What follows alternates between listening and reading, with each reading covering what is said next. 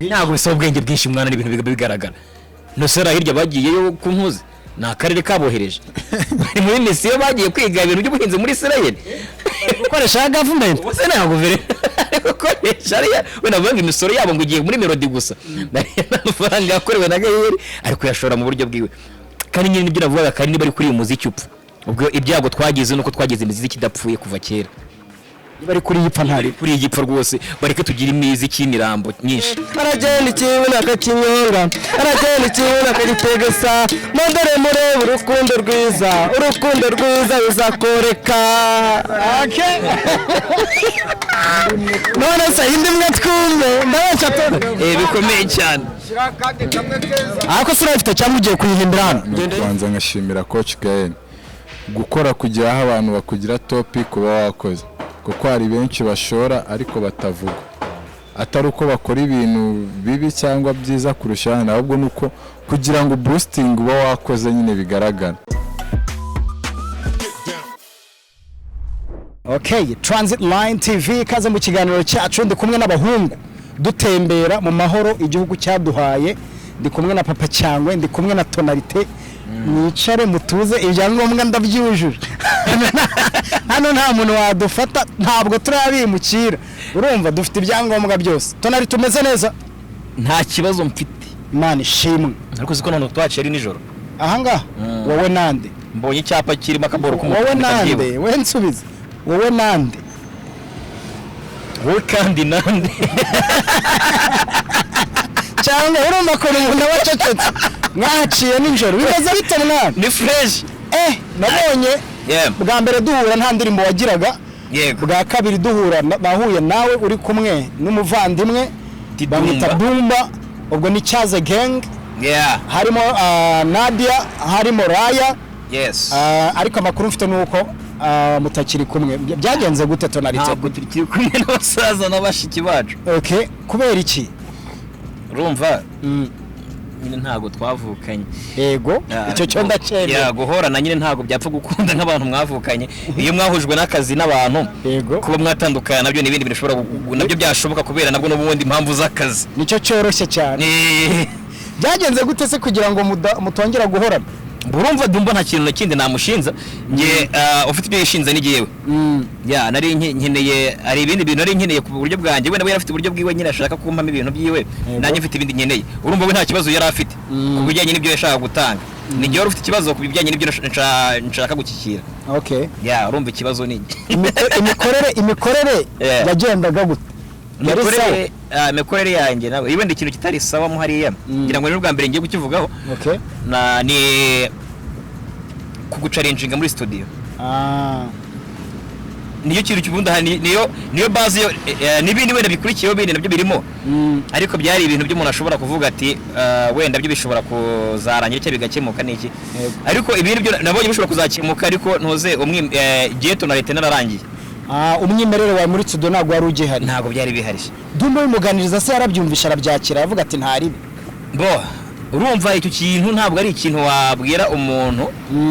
ntugutyo nyine ngo ahita byumva gutya ahita avuga ngo urimbwa nyine uri umuhemo n'iki ariko yari ibintu yari icyemezo cyawe wafashe kubiyanye ntazaza hawe ntabwo ari ngombwa yuko umuntu bibwiye nyine abyakira neza ni ukurwana ukaranga amagara nta manika akaboko naho wenda ikibazo cya nyuma kuri iyo case abo mwari kumwe babyakiriye gute nta kibazo bagize kuri wowe Nadia yarantutse mbona ni bikomeye Nadia yarantutse inyandikiye text kugira turi umuhemu wambwa ashobora kuba ariko ntari wasi umwana ntari wasi n'umushiki wanjye n'umwana twabanaga twari kumwe nyine we yumvaga kugira ngo tuzagire muzaba muri kumwe wasanga ari uburakari wenda bwawe n'ubundi nta kuntu atari umujinya ariko ndabizi sone tuzaciringa n'ubundi birangire Raya niwe ni rasta ntari bitu fira yewe yarambwiye ati ngo urumva nyine G hari ukuntu bwabonye bitari kugwamo G we ikomereze G tuzahuza waraburije cyangwa duhuze byakunze man ariko niba bitekerejeho ni sava ariko nta kibazo mfitanye n'era genge n'ubundi that's good nicyo washimira Dumba kubyo yagufashije Dumba n'umusaza bra even now nyine niyo nicaye gutya ndavuga nti Dumba ari mu bantu beza cyane iyo akiza kubona nk'undi muntu utari jewe bari gukorana cyane kuko Dumba n'umwana mwiza. Alright, nice. So uyu munsi urugendo rwacu ndagira ngo dutembereho gatoya ndanakugeza mu marangi ho gatoya. Abo bahita peage ntabwo bazi peage. Aha ni peage. Asa tonalite ko waje vuba aho. Yewe ibintu bya Kigali. Warabyize nabigize international mugabo cyangwa abantu bariga mbere yo kugera mu murwa. Cyakoze narawize. Umujyi narawize ko harakorana BA burare mpaza bwa mbere. Nahaje 2017. Okay. Mfite indirimbo ngo yo kurwanya ibiyobyabwenge. Bari batubwiye ngo indirimbo zo kurwanya ibiyobyabwenge ngo nizo ngo ziri gushakwa cyane. Nizo ziri hit bafata. Ayizo yari hit cyo gihe cyane Ayizo Pro. Ari gukora ziraza Kigali Love za Bad Boys gutyo. Yego. Niho nahise ko njya mama yagurishije ikimasa njyayo nzi ngo ngiye guhita ngafata. Nkora y'indirimbo nyitwara mu buryo bwa makanyaga kugira ngo batagira ngo ndi ikirara. Nkajya ndirimba ntesaho nakumwereye wanyunguye iki kitarukushwanisha n'ababyeyi. Kagenda. Wumva ari hit. Wumva ari nahoraga kuri noze nahoraga kwa Ayizo ngo Urban Boys tazayinyiba. Muyoboka bazayiza atari ko uyu mutipe aririmba gakondo. Ayizo ati wapi ntago aririmba gakondo. None se ngo aririmba ibiki ngo aririmba ibintu by'inzoga n'inda. Shari kabara ubuzima ariko narahoraga kugira ngo batantware man. So Cyangwe tonalite umubona gute ndagira ngo umunsobanurire talent afite uburyo wamubonye n'uburyo wamubonye wenda muri Cyaze Gang. Tonalite n'ubwa mbere muye nawe amaso ku yandi ariko uko najyaga mubona ku mbuga ni umuntu uhora wishimye ku buryo utapfa no kumenya ko afite ibibazo. Ni umwe mu bantu bahorana agatwenge gahoraho igihe cyose. Ikindi Tonalite ni umuntu w'umukozi to aravumbura uyu munsi umusanga yigize umusazi Tonalite yasaze ejo ugasanga Tonalite yabaye umukapo yashatse ejo ugasanga nyine ni umuntu uhorana utuntu tw'udushya bivuze ngo Tonalite ni umukozi mwiza uko nyine nagashanga isura y'ihore hamwe ashawe ejo bamufate nk'umusazi ejo bamufate nk'umuntu uri seriye ariko byose akarenzaho kagatwenge kiwe. So rero Tonalite ni umwe mu basore apart ibyo bafite na tala azi kuririmba afite n'ijwi ryiza apart yo kubashimisha abantu ku story byinshi kukagira story byinshi cyane nanjye njya ndeba.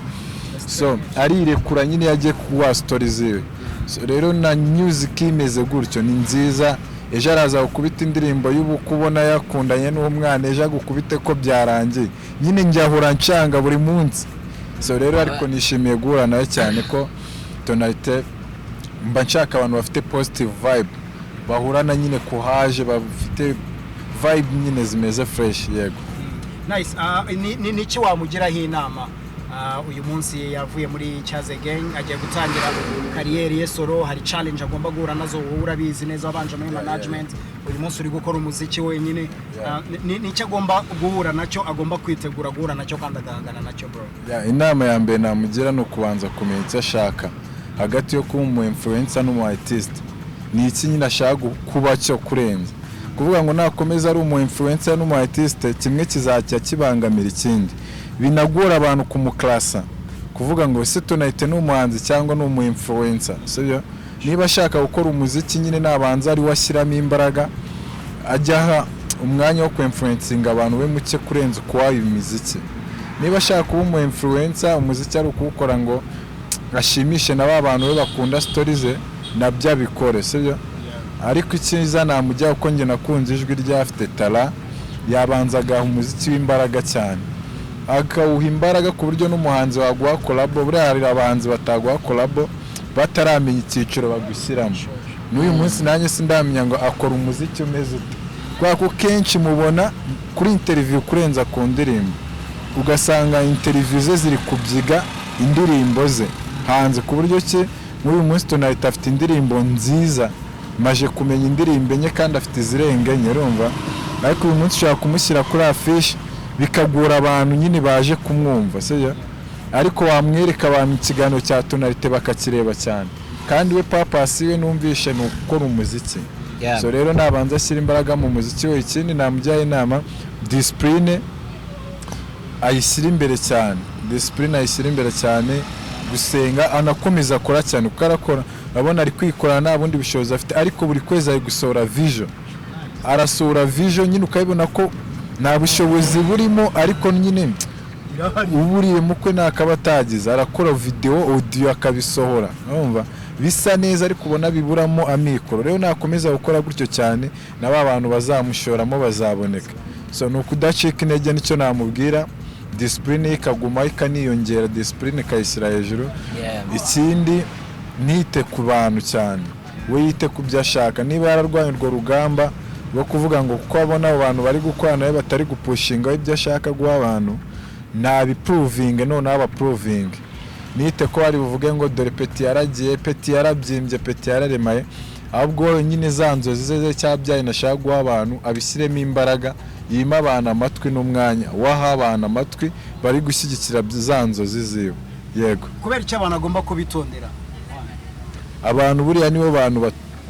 tubaha umwanya ariko nibo bantu baduca imbaraga cyane usanga abantu utabitondeye kenshi bakurangiza mu buryo utaruzi kuko nibo bantu nyirumva tubana n'abantu kuko turi abantu ariko abo bantu sometimes nibo batwica bakanatwangisha ibintu so rero abantu rero ugomba kubana nabo nk'umuntu ariko ukamenya aho ugarukira nk'umuntu nanone yego Tonalite cyangwa umubona gute cyangwa umufata gute cyangwa n'umuhanzi ubundi njya kuza hano i Kigali nari na burana ndi mu rugo najyaga nandika indirimbo buri mfite na nandikaga indirimbo ndi kuvuga ni nigera hano i Kigali kuko nari nzi ko media yo kwigiramo bizangora navuga nti ningera i Kigali kuko media abantu muri media bo nari nzi ko nyine bagira ama location kuyinjira ubwo urumvaga numva ari ibintu bigoye ariko abahanzi bo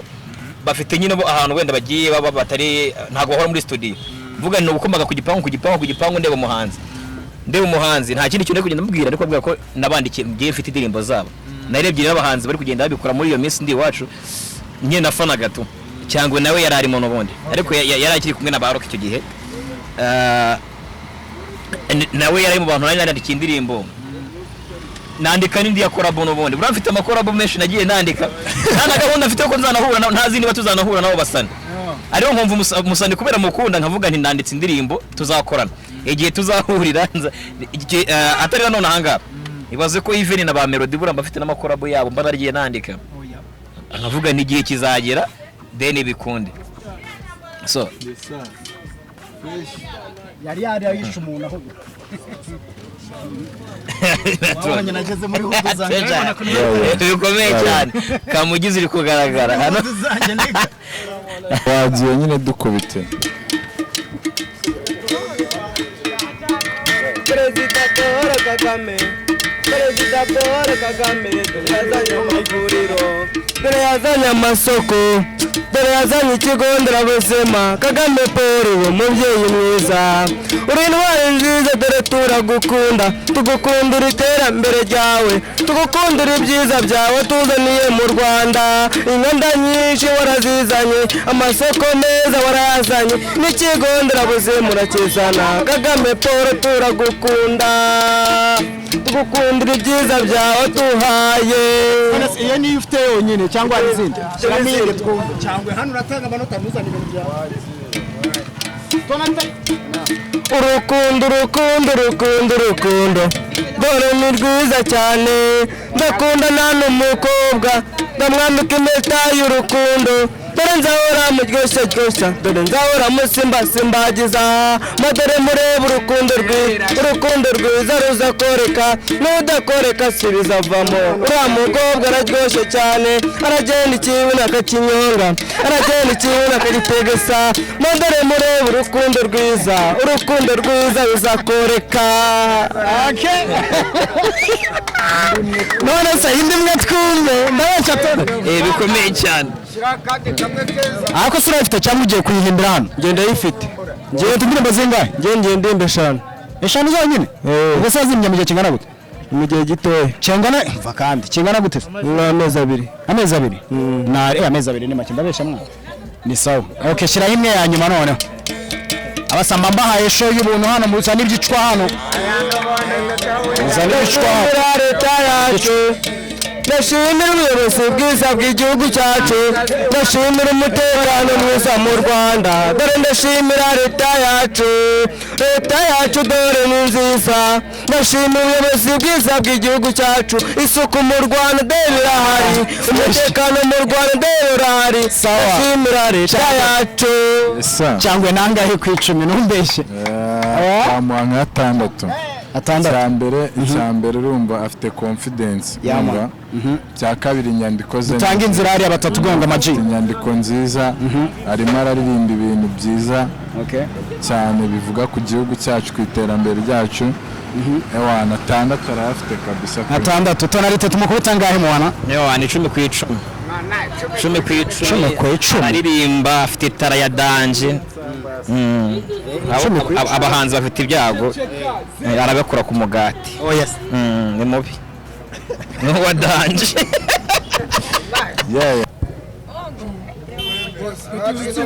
ngoma gusanga twetaga nakuvunjishiriza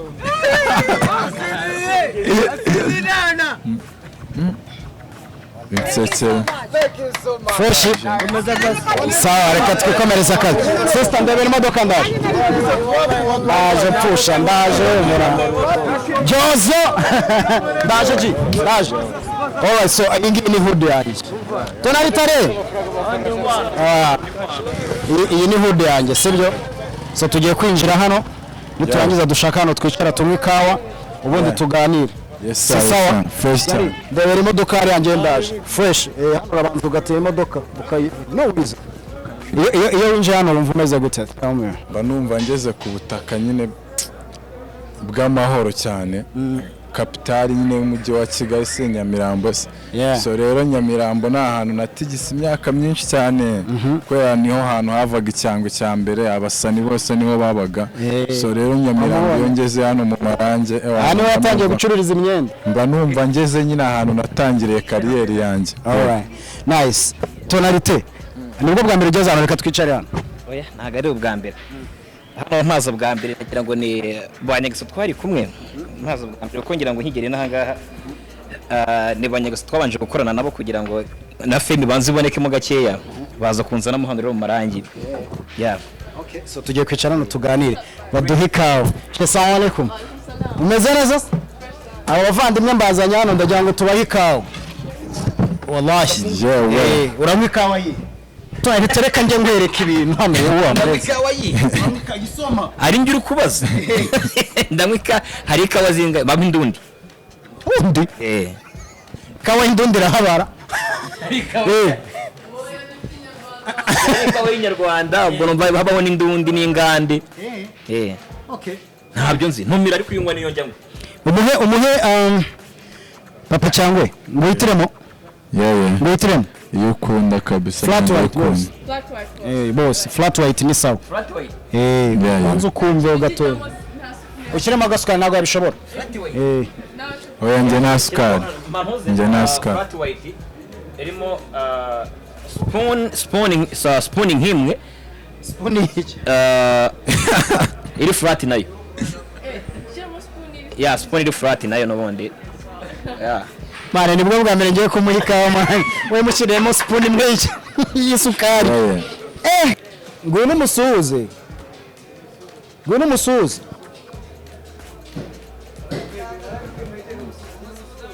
biremewe ngwino bro nta kibazo record bro yo chuma yes sir meze neza se asante nawe ndabemera mukundira iki nkunda indirimbo ze fresh nizi ukunda nkunda indirimbo ya papa cyangwe yitwa bambenyuze bwira nyakubahwa wawe konje siriswa gusa afata agakonje bwira anti wawe yake konje atega amaboko umugabo wawe araje hobe ese ufite mukuru wawe ho uze gufata phone nyine kuri konti afite akabazo nanagakemura n'itoto mfite umwuka uhagije kuganira sinsaba ipombo bwira bwa busore bukwihesha keya bukuramugura imisoro ubwire ko bugusema Yo bro urakoze.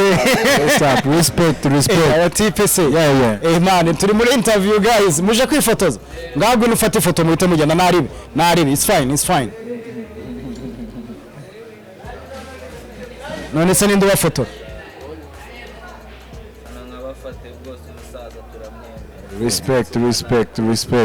One love. Concert. Yeah. Mwemera kunsutsa. Gatugire vuba rero. imiziga duha n'ubwenge Yewe. Sawa. nawe kankarage ndi kumwe Akagute. Oya. Yindira imbere twumve. gukora nka teresari ubutamu waraye busumba ijoro waraye Iyi niyo biryogo none warimo baryo kuko basekana umujinya muri dipu kuntu asetse mbonye zari gusekana ijinyori ngo kunsutsa waraye ngo Ano ni nyami Jesse bro. Cyangwe ni unaheruka ryari ni kibona cyahindutse hano yo. Nyamirambo yarahindutse kuko nge nayijemo nyirangiza before nyirangiza primaire nazaga hano Nyamirambo ku isoko rya Biryogo rigihari abantu naza kwikara gutwangwe gutyo n'iki rero harebye ubona inyubako nk'izi ngizi imbere ntago zari zihari ahantu nk'aha ngaha hatuje afite isuku gutya ntago byari bihari none uri kubona ko hari n'abantu movement ku manwa abantu barahari bari gukonsuminga hano ku manwa bataje kugura icyangwe batagize ikindi imbere Nyamirambo abantu barayitinyaga ngo niyo barara byatari uyu munsi sigaye bamo n'abasirimu benshi ya ikindi none Nyamirambo mbere nzi kibamo abasiramu gusa abaswahili babitaga abaswahili none byarahindutse n'abandi bantu basanzwe baratuye kandi benshi so urabona ko Nyamirambo rero ni hamwe mu hantu none muri Kigali abantu hakurura abantu hano cyane special hano mu Marangi abantu nimugoroba barahaza natwe tujye tuhazana ba mistake nabandi tukicara ino ruguru n'iki tukakanduka tugata yego nice tonalite wahabonye gute mbere yuko tujya muri topic yacu Nyamirambo ubundi hari mu hantu mfite kuba narumvishe na mbere yuko numva Kigali nono Nyamirambo rero hantu nza i Kigali numvaga mfite gahunda yo inshuro zose nazaga hano i Kigali nta munsi umwe ndaza Nyamirambo niho hantu rero numvaga nyine nshaka kuzagira numvaga Nyamirambo abahanzi nyine Nyamirambo ari nk'ibyapa ugenda ku muhanda ubona umuhanzi watambuka gutya ku muhanda ugahita ubona umuntu ari kunywa itabi nyine kuko Nyamirambo numvaga haba abantu b'ubururu nyine numvaga ari ahantu nyine hatabaho mpageze nsanga haba abantu nkanjye nabo burya ni abantu burya ni abantu haba abantu nyine numvaga ari ahandi hantu ntazi ukuntu bimeze tu ku buryo nageraga bwa mbere nkiza hano n'imodoka yanyuragaho igihe nkagira ngo iri kugendera ku muvuduko wenda udasanzwe w'abandi wihariye ariko nyuma uko ngenda mumenyera mbura nyine naho n'ahandi hantu ahantu nyine tu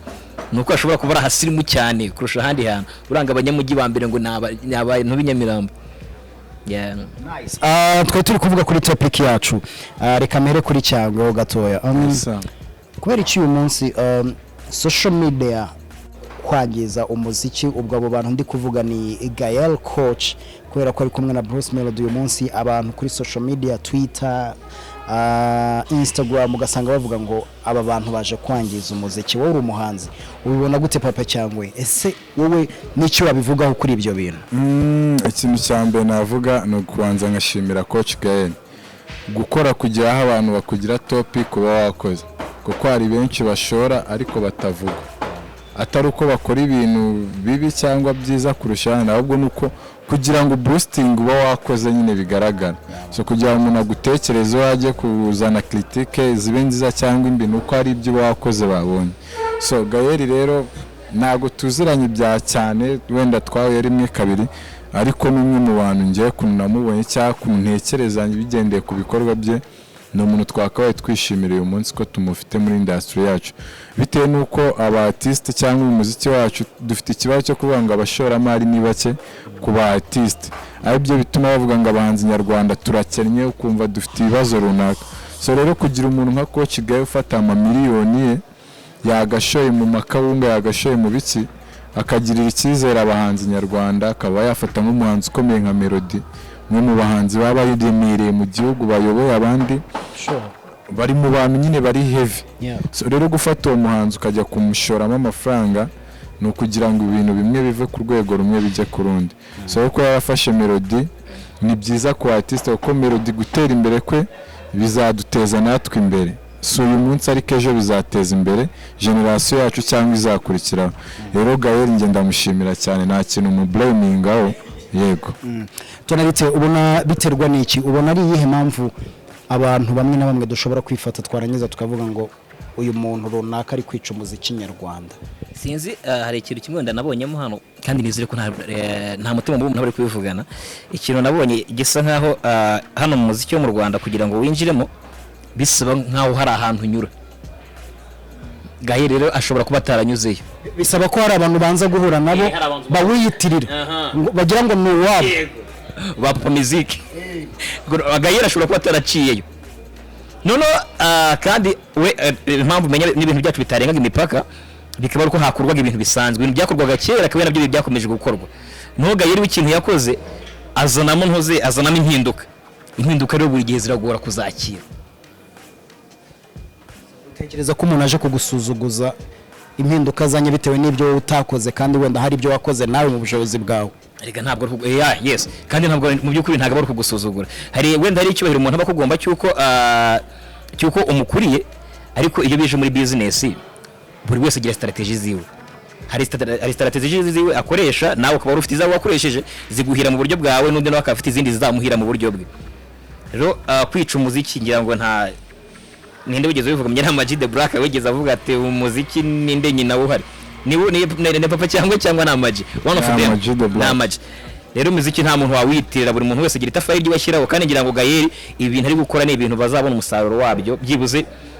nta nubwo bizatwara n'igihe, nyuma y'imyaka 2 nibwo bazabona ikintu Gael yakoze hano. Kandi none ikindi kintu cyiza nuko atari gushora muri Melody gusa, uriya niwe tubona ntago ari Melody gusa ari gushoramo, wizuvere nka zira mbuga bari gukora zira za eastflix.tv. Ni ibintu ntago ari Melody bizafasha wenyine gusa. Iriya ball ya ari nari gushyira kuri top profile hejuru, ngira ngo nawe ntago ari ball bya Melody byo wenyine gusa. Kira kintu ngira ngo ne umushoramari ushobora kuba atari leta wiyonguje akantu nka kariye, niyo leta yabashyizemo akabako kayo, ariko cyaba cyaturutse ku gitekerezo cyura muvi, niba ari umuvi niba ari umusore simbizi. Ikibazo uravuga ngo batwishyuye icyo kibazo nyine umuntu abivuga gutya ngo bari yango bishyuwe. Kubera iki icyo kintu buretse wenda mereho kugira ngo nze kuri cyangwa kubera iki icyo kintu gisigaye kiriho? Niba uvuze ukuri kw'ibintu kubibona, umuntu akahita atangira kubijyana mu ruhande rundi avuga ngo bari yabishyuwe, ngo bari yango bafite impamvu bari kubikora. Kubera iki dusigaye dufite izo mentality? Nyine bisa nkaho wenda mu bamugani isi y'uhungu bari ukuntu yamaze kutwambura imitekerereze yigenga, ngo nta cy'ubuntu ryangwa nta cy'ubuntu ngo nta by'ubusa.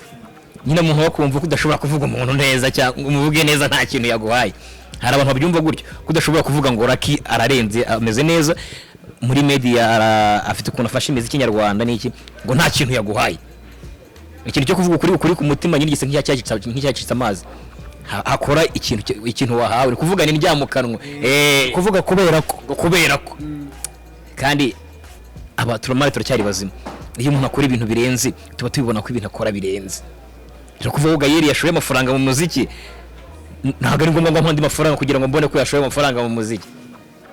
Ntabwo bisaba ubwenge bwinshi mwana, n'ibintu bigaragara. No sera hirya bagiyeyo ku Mpuzi, na akarere kabohereje bari muri misiyo bagiye kwiga ibintu by'ubuhinzi muri Israel, gukoresha government ubuse na guverinoma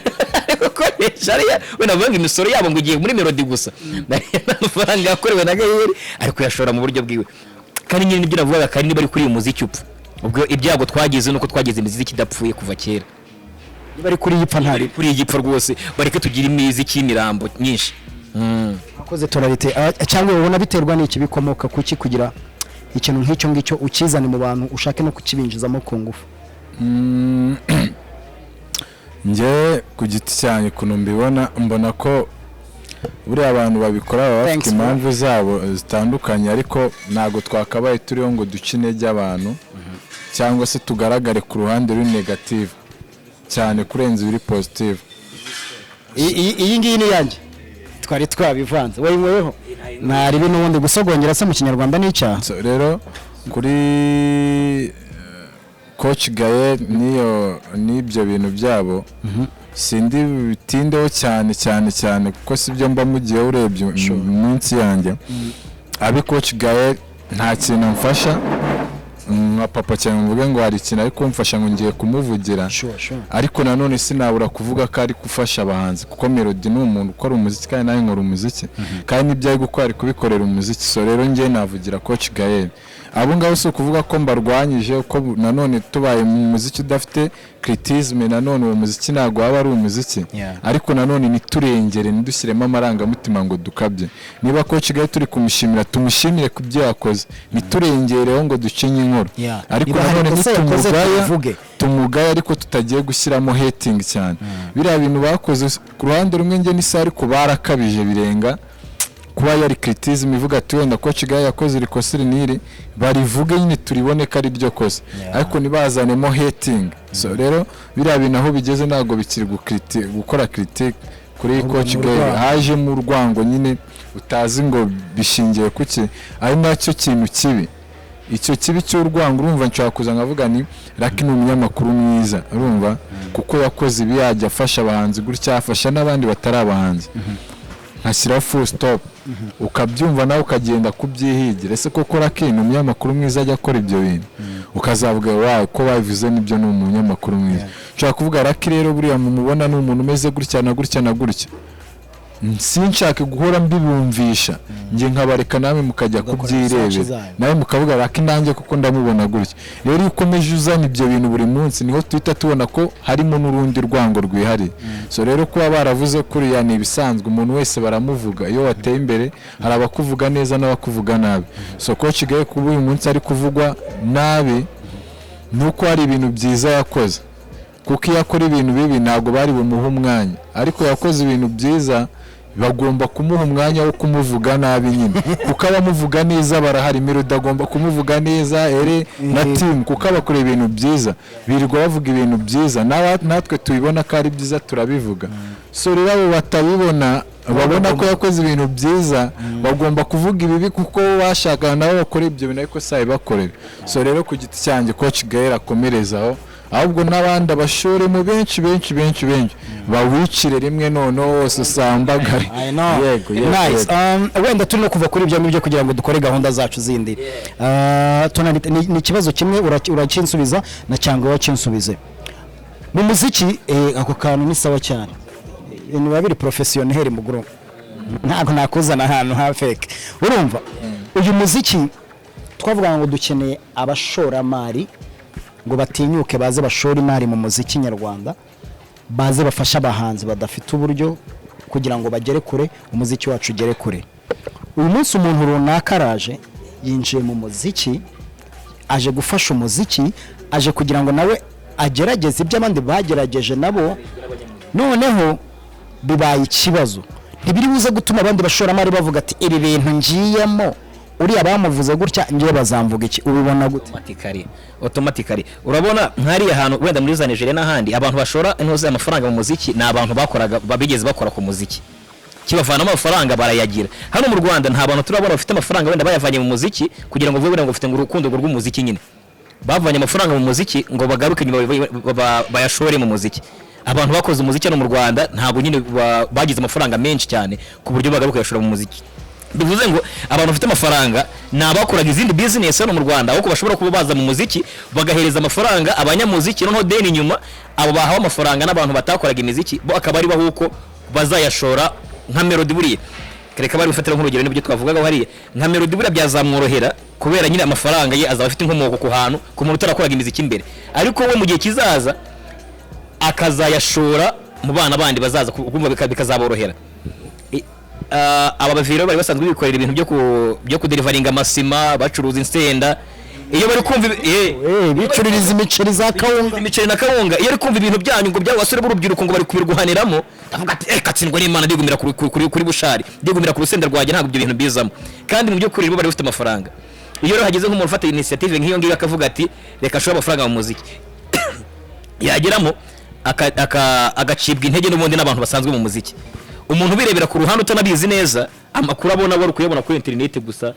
bifata nk'ukuri niko kuri n'umuntu wese yari icyo kuba mwanya yawubona nta mwanya afite wo kujya kubisesengura cyane ahita abona ari ukuri ni ukuvuga rero nkatwe tuba tukihiringa hari ntabwo ari igihe gusa nyine n'abandi bapeti benshi n'abandi bahanzi benshi ibira bintu babakora kuriya hari ukuntu bidusibira amayira iyo umuntu ufite gahunda yo gushora amafaranga yabona ibintu mwabirwaniyemo buri ikintu cyaba cyiza aho kubura n'abantu bakunda umuziki GAEL bagakomeje bakanamushuka urukumva abantu bashaka ko umuziki wacu ushyirwamo amafaranga bakakuye no gukomeza bagashuka GAEL bakamubwira bati ufata n'abandi urarenze urubatanje urafashe n'umuhanzi umwe nawe nibaranamarana n'igihe nibwo kimufata bagata batangira kuzabira ibora tumuziki urawishe wigize ibiki ngo amafaranga yo muri roto ngo urapfuye ntiwiriwe even nawe no bayafata n'undi musane kireka nyine afite we umutwe ukomeye tu afite umutima ukomeye nibwo ibintu abikomezamo akabishikamamo ariko ngira ngo GAEL ntago ari umuntu ahita kubivamo gutyo even n'abandi no bashaka kuzamo barabanza bakabaza amakuru kuko n'ubu ngubu mu makuru nibo buri kubabwira ati kireka ari gihe ubinyujijeho tikireka ari gihe uyahaye nkabikora nkabigukorera atari ko ari wowe wenyine wahomba why kuki wowe urukumva ko yakunyuzaho kugira ngo bijyemo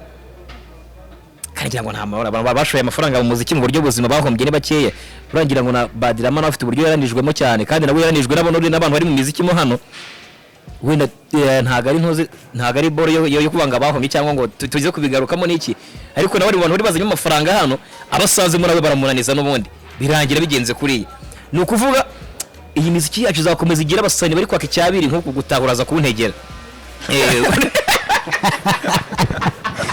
ntabwo tegera ubwo natahara amarenge urukumva iyi muziki zakomeza igira abasani bari gusaba icyabiri mu gihe abatipe bafite amafaranga bari kuzamo bakabatuka ni mureke twongocyo bano babire bano bacuruzi bazemo hano hantu amafaranga bayavane muri za kawunga zihigarimo abantu nyine basigaremo hariya ariko amafaranga yabo bose byo kuyamarira mu nganda hariya natwe badushoremo ngira ngo abafatanya bikorwa n'abanyamiziki ngira ngo ni Bralirwa ishuro nyinshi za Skol za MTN kandi ntago bahombye mu gushora amafaranga mo hano naye ibintu bezima GAEL uko afite ubwenge nashoremo nandi nafate nabandi natwe twicira imiziki cyangwa nicyo bivugaho hari ubwo bishobora kubuza abantu kongera kuza gufasha abandi bahanzi kubera ko babonye umwe muri bo yashoye amafaranga mu muziki ariko birangira nyine dutangiye kumufata nabi biraza kugira ingaruka zimeze gute ku muziki wacu bro navuga ko abantu twarahumutse ntago bikiri kera umuntu yavugaga ibintu tweta tubigenderaho no kuvuga ngo umuntu ureba neza koko niba koko GAEL ari kwica umuziki ari kubibona kari kwica cyangwa ari kuteza imbere so rero nago bikiri ngombwa ko abantu ngo basigaye badupfunyika ibintu ngo twumve ngo kubera ngo impamvu runaka tugendeye mu Kigali so rero abashoramari cyo nababwiye baze bashore ni bashore ku muziki nyarwanda umeze fresh aba producer bari tayari bafite quality nziza aba director bameze fresh abahanzi bari tayari none hariho impano nyinshi cyane none biranoroshye ko kera abahanzi bashinjwaga ibiyobyabwenge biki abo bari tayari bagiye babona ayo makosa y'abakuru babo so rero ingaruka z'ibi bora byo kuvuga ngo umushoramari umwe runaka yakoze ibi ngo none bamurwanyije nibyo uko kumurwanya nabasha kubitambukamo kandi agomba kubitambukamo bireta bikurura n'abandi kuza muri ibyo bintu so rero GAEL ubwo niwe batangiriyeho ni nawe ugiye kuba nk'igitambo cya bose so ukari bururwane nibyo biri butume n'abandi biyongera kuzamo cyangwa ukayo narutsindwa abivema ariko ngenekeza ko nta rugamba ariho kuko ibintu arimo ni business kandi business ugomba kugira abantu badahuza nawe ku bitekerezo byawe n'ibiki so rero nakomeza akore akomeza afashe team yiwe bakomeze bakore bafashe n'abandi bahanzi benshi cyane sibyo kandi nizera ko bazabona umusaruro mwiza yego nice twihuse chapter yindi tuyivuye reka tujya kuri chapter noneho yindi ya kabiri ufitanye indirimbo na Kivumbi King cyane collab tuyitegereze tunayitegereze cyane ni collab wasobanura gute mana yanjye Kivumbi King ni umwe mu artiste beza dufite twigeze kugira nawe ubuntu bwa misunderstanding naho navuga ngo ni beef, ni kwa kutumvikana fresh bitewe n'abantu wenda runaka. uretse gato ratumbwira navuga ko uyu munsi Kivumbi ni umwe mu bahanzi tubanye fresh. Nice. Hanyuma dufitanye n'imishinga izaduteza imbere mu minsi iri imbere. Habe hari iyo ndirimbo yanjye nawe already ihari imeze fresh. Habe hariho n'ibindi tuzagenda dukora nyuma y'iyo projet. Why not takora n'igitaramo cyanjye nawe,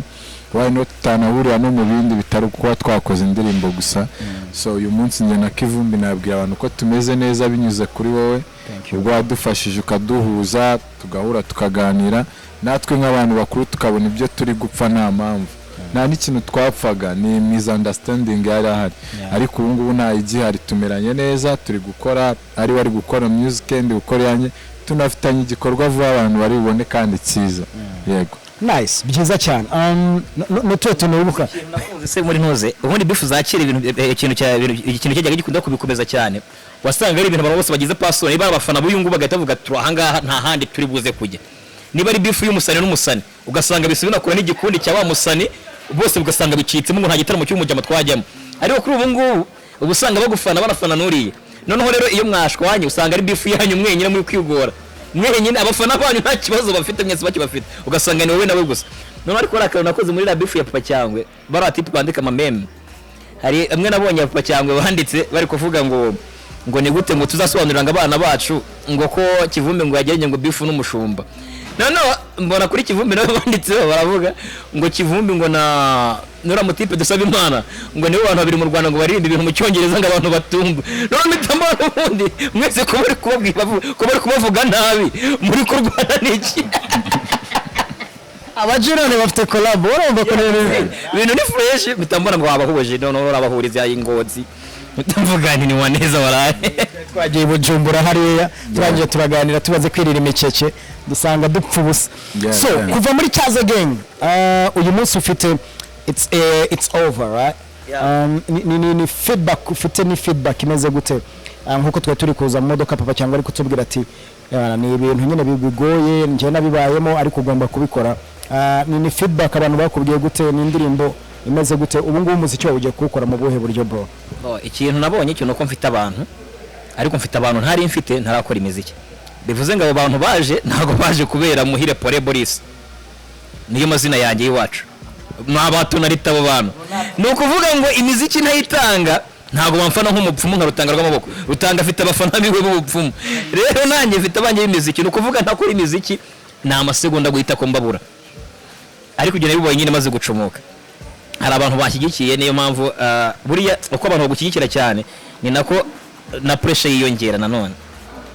Nibyo byo bavuga ngo muri ngo wica nk'inzara. Iyo ufite inzara ushaka nyine uburaho ngo ushaka ibiceri, none n'ibiceri wabibona ukavuga uti ndapfuye nindamuka nkinnye noneho ndagagaye. So no kuvuga rero uko abantu bagufana cyane ugenda ubona ko ufite abantu ni nabyo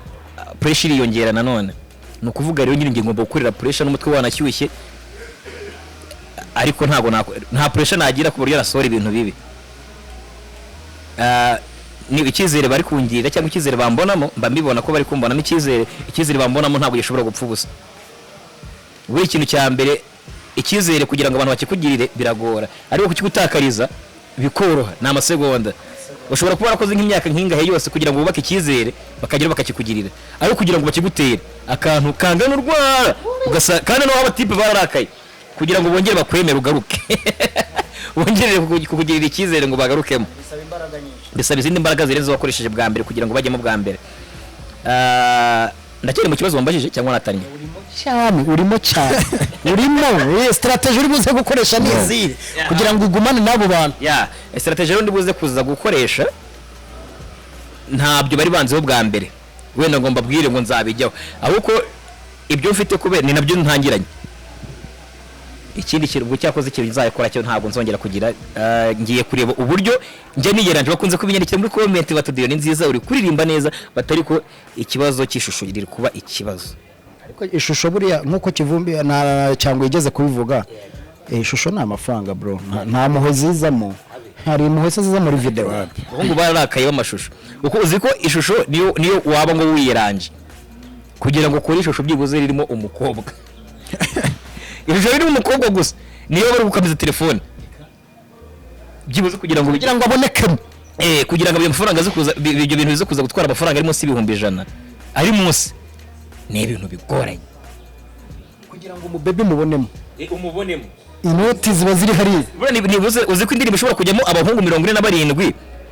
aho kugira ngo uzanemo umukobwa bitewe na coste kuko umujya muri itegera niba hagera kubabwira ngo ntabwo turi buze kurya kuri seti ni ibintu byoroshye mwana ntabwo tumeze neza kwihiringa mwana ntari wase bo bakaba banagutamo ariko umukobwa uramutegera make up nese umukobwa yakwenyemerera kujyamo amaso ari aya ntuze urumva nyine byose bisaba ibishoro ariko slow by slow uko abantu bagenda baboneka ni nako buri kintu nabonye maze kugera mu muziki irahenze bya danje niho nabonye ko abantu ari ingenzi mu bintu byose ntabwo wakora ibiziki nta bantu ufite muziki n'abantu ku buryo uramutse ushatse kuvuga ngo ikintu cyose uzagikora wishyuye nta mafaranga wapfa kubona byagorana kandi ngira ngo ntago ari igihe nyiri ubona gutyo nabandi basane ari n'abakuru kuri jewe nabo barabizi uko mufite urwego rwanye rwaho ngira nabo bakagiraho nabo bagera bisanga nugasanga ngiye umuntu ngigira we ashobora kuba anamukorera ubuntu niyo kibazo cyo hano muri showbiz rero ugasanga ari nka studio yishyuza nk'ibihumbi nka 300 bakabikwishyuza nugasanga hari undi mujama bakorera for free ariko ibyo nta kibazo wakirwa ubigiraho kuko hari ingufu biba byaramutwaye mbere ni nka bya bindi bajya bavuga nka njyamyumva bari kuvuga ngo umwana ngo wiguriye ngo igare ngo rye ku giti cye ngo rutwa ngo barutanga ngo umukire ngo wahawe imodoka nase nta kintu nabonye hano ku isi cyafuri uwo mwana uri kubona gutyo afite kuba iyo modoka ari kugendamo ari amafaranga wese uyanywereye we ise akaba yarahasorinze kugira ngo umwana azagende mu modoka ya savinga azayeho umwana we wowe skorera akaba yarayanyoye ukimenya abandi baguraga ibibanza i Kigali we akaba yibereye mu nyama rero ntabwo akubita umwana wo mu kire ngo ari mu mafaranga nawe ise cyangwa sekuru haba harimo umuntu wabaye igitambo cy'ayo mafaranga uwo muntu rero nawe uri gukora indirimbo z'ubuntu kuri ubu ngubu cyangwa se nyine uri gukora ibintu bimworoheye haba hari ingufu yatakaje kera nawe kugira ngo ibyo bintu bigereho ako kantu rero maze ukamenya gutyo mpita mvuga ni I have to work ngomba gukora kandi ibintu ndi gusabwa gukora ntago ari ibintu binaniye ndasabwa gukora imiziki then abantu batangiye kugenda babonekamo gake ku buryo gukora imiziki ntabwo navuga ngo ntago bingoye nyine biragoye ariko birangoye mu buryo bushoboka yego akoze cyane umuvandimwe wesha yes sir brand new song dufite indirimbo nshyashya nakunze ko ari indirimbo yakozwe n'umwe mu producer bakiri batoya kandi bafite talent ngo bamwita Fanta ndagira ngo Fanta ahubwo tuzanamusure tunamuze na tonalite ngo nasanze ibintu abantu nyine uhuzwa n'abantu nyine abantu n'abantu nisheni ndagira ngo mbwire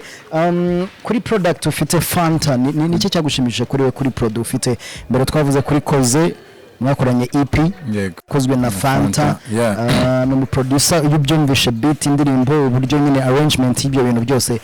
ni indirimbo nziza wamubonye gute Fanta ariko no ku ndirimbo yawe ni indirimbo twakiriye gute almost 50k y'abantu zirenga niba atari 60 kabisa navuga ngo ubu ngubu uko natangiye nsa nk'uri guchesinga cloud ariko uyu munsi nawe ndi gukora chasinga cloud kuko namaje kubona ko ibi bintu umuntu wese ashobora kubona cloud wayibona ariko kugumana cloud ni ikintu kigoye so rero bisanga ubihe igihe utegure none urebe ngo iyo cloud ni waragize chance yo kuyibona uri kuyibyaza umusaruro gute uri kuyimanaginga gute so rero ubu nawe nyiri gukora imiziki yo guchesinga cloud ngo kwako ngo runaka yasohoye indirimbo ikagira miliyoni ngo nawe ngiye kwita njya gukora bya ibora nk'ibye ngo ngiye nawe kunyura mu nzira nk'ize nta nubwo nyiri gukora umuziki uvuga ngo buri wa kane ngo ndabatamo ngiye no kubanza nkicara nkareba ubushobozi mfite n'ubu aho kugira ngo nkore indirimbo ngo ngiye gushimisha abantu ngiye nishimye ngo nshimishe ko abantu bari kumbona ndi mfite cloud imihanda ahantu hose ariko ngiye muri nge ndabizi ko mfite amadeni ari gutuma ishumi zanjye nkuraho phone ngo zimbure kandi ku mihanda aho bari kuvuga atari hit yadutaye so rero icyo cyo nshaka gushaka gukora umuziki mwiza kandi nanjye nkaba mbayeho neza kuba nkaha abantu ibintu byiza kuko buriya iyo umeze neza mu mutwe nta madeni nta stress unatekereza neza ugaha abantu ibintu byiza so rero icyo nicyo cyatumye mfata amezi yose kuva mu kwa mbere kugeza uyu munsi mu kwa kane naraha abantu indirimbo atari uko nzibuze uko sinabura producer nkorera director ahubwo ari kwa kuvuga ngo njyewe mu buzima busanzwe magazine njyewe mu rugo mba mfite izindi nshingano nazo zirihagaze neza kugira ngo njye no guha abantu nta mihari mfite so rero uyu munsi bihagaze fresh niyo mpamvu nasohoye indirimbo yanjye ya mbere kuri album yanjye ndi gukora izaba iriho Kivumbi King, iriho Ish Kevin, iriho Okama, iriho Bushari, iriho Mistake, iriho Arine Sano, hari abahanzi benshi bagiye bamfasha ndabashimira cyane. By'umwihariko album yakozwe n'aba producer bashya gusa. Ewana bashya nyine bafite inyota yo gukora, bafite inzara, hariho Fanta wamwumvishe, hariho Keys wamwumvishe, hariho Koze, hariho na producer bandi bariho bashya bayewe. Producer bafite ubugome so rero ibyo byamfashigiye kujya mvuga ngo uyu muntu mugire icyizere twakora niyo mpamvu ya album yanjye vuba batangiye kureba ama video yayo nabahereye kuri Wesha nyuma barabona indi ngoma vuba cyane muri uku kwezi tugiye gutangira kandi nizako bizana umusaruro ukomeye bitewe nuko urumva nabaje kubona ngo ese papa cyangwa kwiye kujya sohora imiziki kubera iye mpamvu misakeneye kuzayinjiza binyuze muri iyo nzira gusora nkasora mu buhe buryo uyu munsi narangije kubaka ibyo bintu niyo mpamvu bagiye kujya babona imizigo ewani idasakuza nyine njye bitansabye gusakuza hunze ngo mbeshye abantu cyangwa kuko njye ntabwo nyiri gucesinga cloud imana yarayimaye ubu icyo mfite ni uguha abantu ibintu byiza gusa yego nice reka mbashimire kandi mbifuriza komeza gutera imbere man I'm very proud Imana ikomeze ibagure abari byiza man kwicara no tukaganira abari byiza kugira ngo turebe ibyo tumaze kugeraho turebe nibiri kuvuga muri industry turebe icyo twakora ijwi ryawe rishobora gufasha umuntu kumva ukuntu ibintu bimeze so ni Transit Line TV umusaza wakoze cyangwa wakoze nizi ni cheers my man tuba tugomba kugira gutya abantu bakabona ko tuba dufite ubumwe so guys Imana ikomeze bafashe gahunda zanyu zikomeze zigende neza bamwita papa cyangwa bamwita tonalite twe turi kumwe tunashimira Kigali Coffee Lab badufashije aha borose ni wabonye ari sawa si waneze cyane kana uko n'umutekano ibintu njye nakubwiye ngo nzagutembereza wowe nk'umwanya gusa cyangwa wamubwiye nzagutembereza natanganye kandi kujyana so arakoze cyane twajyanye ikiganiro cyiza Imana ikomeze bafashe gahunda zanyu zikomeze zigende neza Transit Line TV my name is Lucky